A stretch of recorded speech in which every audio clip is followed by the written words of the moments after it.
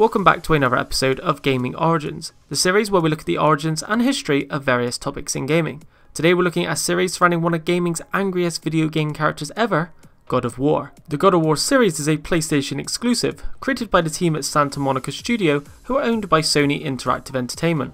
Before God of War they worked on three other more obscure PlayStation titles, Kinetica, War of Monsters, and Downhill Domination, before creating the successful God of War series. Development of God of War began way back in 2002 under the title of Dark Odyssey, with the idea of being a title that merged the combat of Devil May Cry and the puzzles of Ico, a concept that would stick throughout the series' many games. Kratos went through various different concept art designs before the iconic one we know him by today. Some were drastically different and featured a completely different weapon to the Blades of Chaos, as well as more armoured designs compared to the simple rag Kratos would end up wearing. God of War eventually released in 2005 for the PS2, relatively late into the console's lifecycle. Set in ancient Greece, you play as Kratos, a Spartan general. Through a flashback, we see him in a battle with a barbarian tribe that he ends up losing, and just before being killed calls to the God of War Ares to grant him victory in exchange for his soul. Ares agrees, granting him the Blades of Chaos that are now permanently tied to his arms, to which Kratos promptly kills the barbarian captain. However, Ares not much later tricks Kratos into murdering his own family, and as a result their ashes are set into his skin by an oracle, leaving him with the distinctive white look Kratos has in subsequent titles. These events are part of what sets in motion Kratos' goal of killing the God of War, along with the promise that if he does kill Ares, he will be forgiven for his sins. God of War is a hack and slash game most prominently, where you'll kill many enemies, mainly with the Blades of Chaos, although he gains a sword later on and has some magic abilities at his disposal.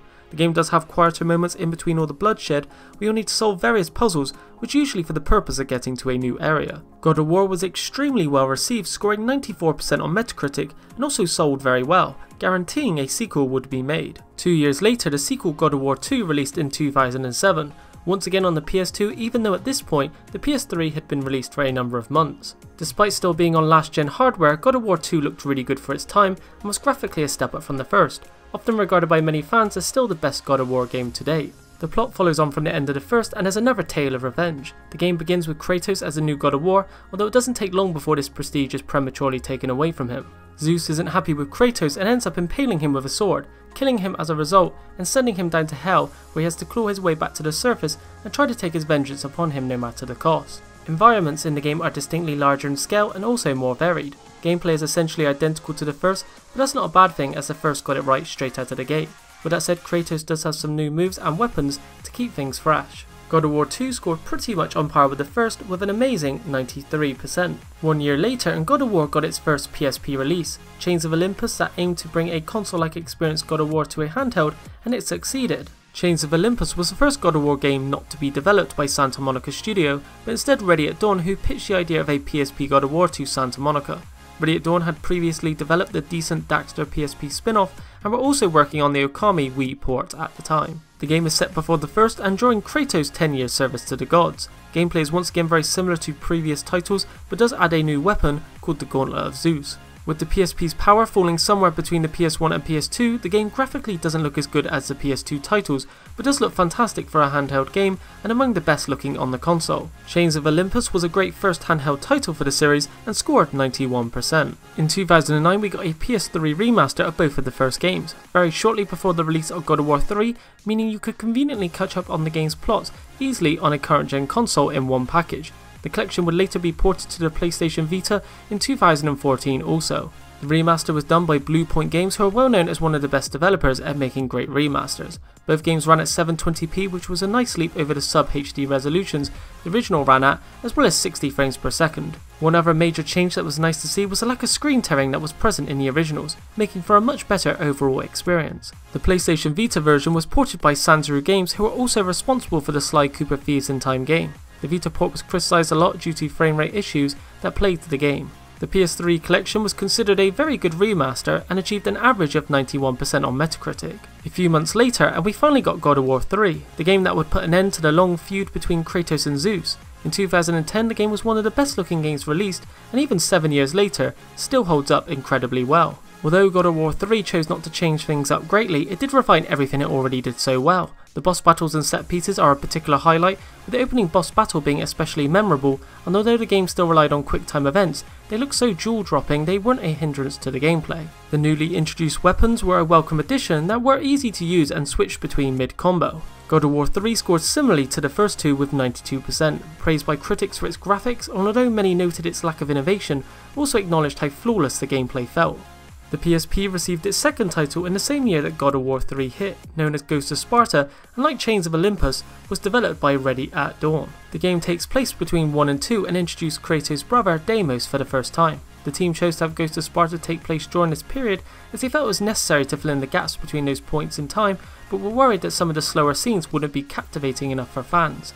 Gameplay is very similar to the first PSP title, but with some new weapons and magic abilities.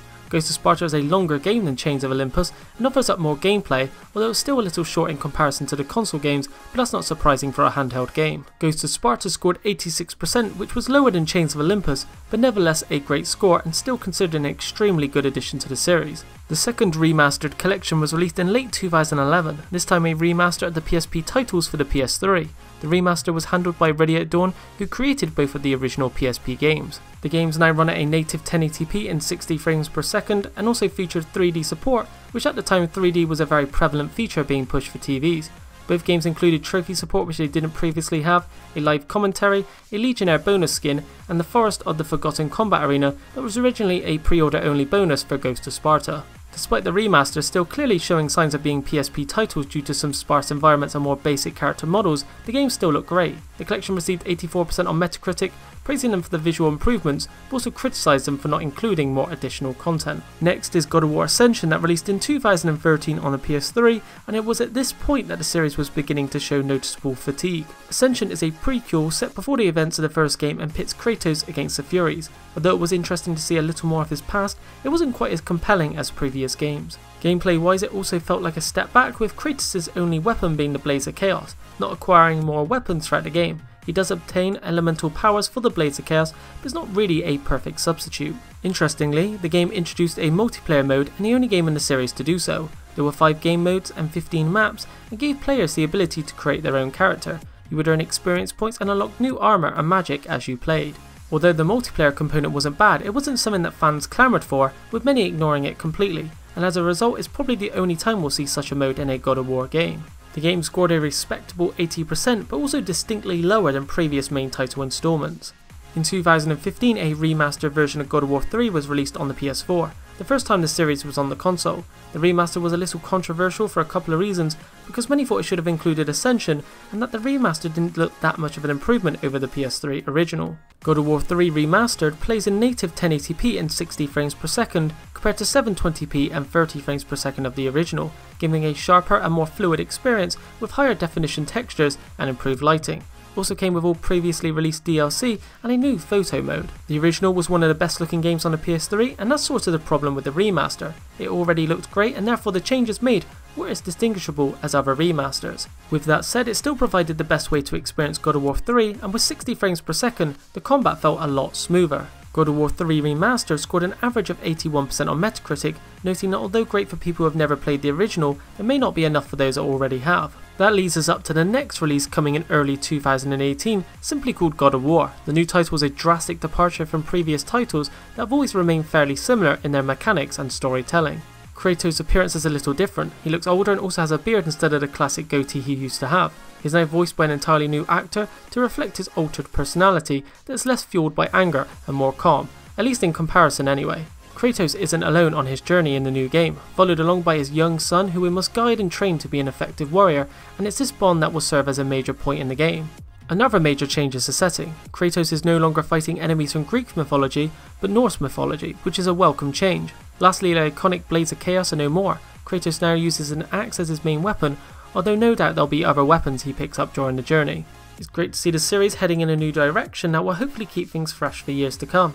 God of War is one of the most anticipated games of next year, and it'll be interesting to see if all the changes pay off. That's it for today. I hope you liked the video. If you did, be sure to leave a like and sub, and follow Project Gamer on Twitter for channel updates. Click the thumbnail on the left for the last episode of Gaming Origins, or the one on the right for another episode. Thanks for watching as usual, and I'll see you on the next video.